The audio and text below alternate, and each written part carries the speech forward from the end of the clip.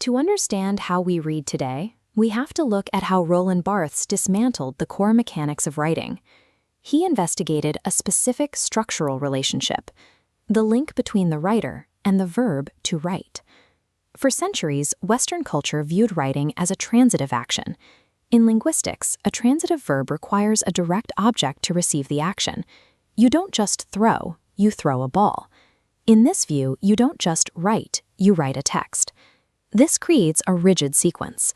A subject, the author, applies the verb to produce the book.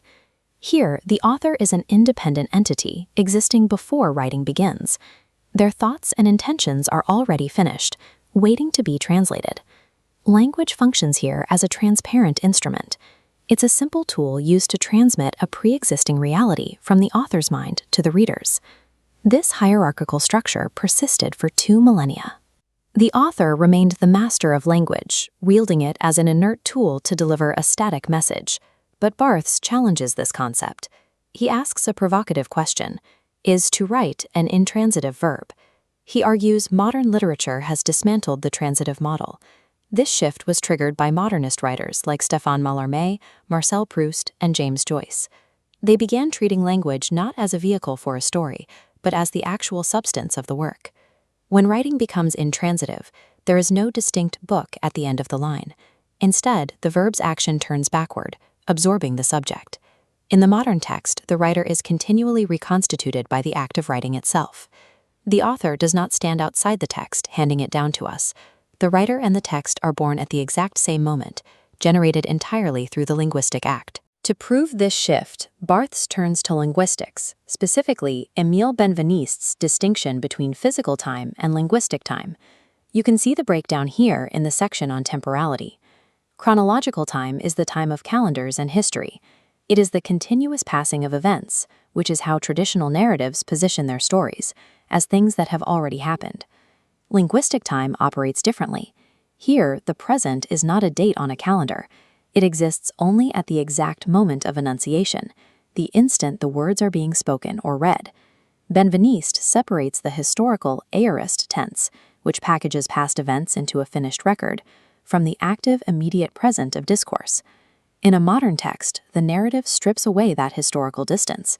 The story occurs completely in the absolute present of its own reading. Because linguistic time is tied to the now of the discourse, the author cannot be a historical figure communicating from the past. There is only the text happening right now. This logic applies to identity as well. Language organizes personality around a strict polarity, the active exchange between I and you, versus the he or it, the non-person. Classical literature maintained a clear boundary. On one side was the psychological subject, the real biographical author. On the other was the narrator telling the story. Modern writing erases this line.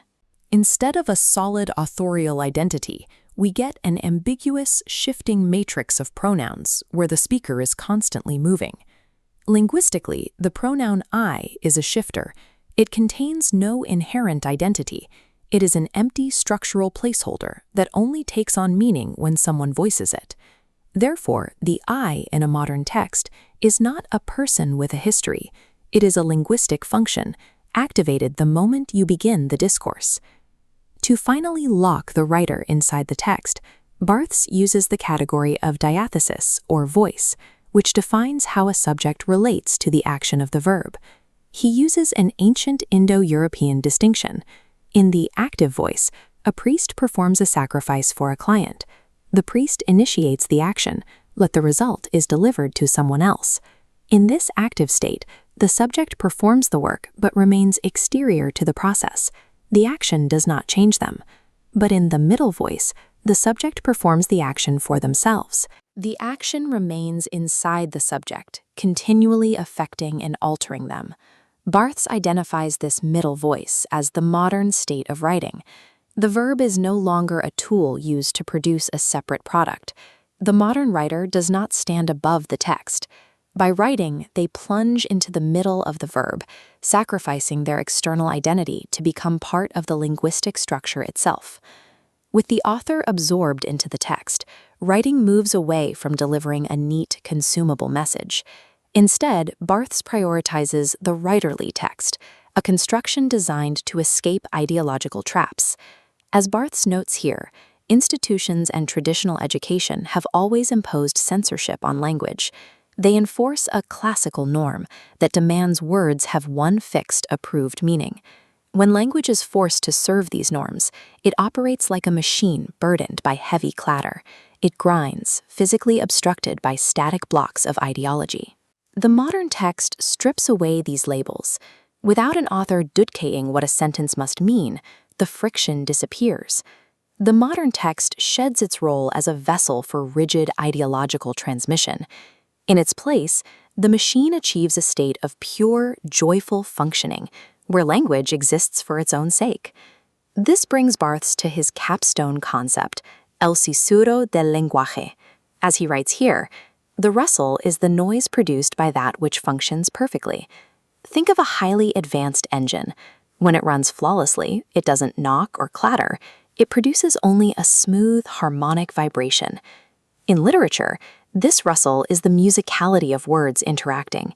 It is the hum of signifiers playing off one another, free from the burden of delivering one ultimate fixed meaning. For the reader, passive consumption is over. Reading becomes an active production, where you engage with the codes and rhythms of the text as they happen.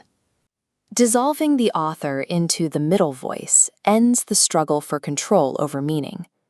By allowing the writer and reader to coexist within the linguistic process, Barthes suggests we reach a point of complete communicative freedom, a space where language speaks for itself, in a pure and endless rustle.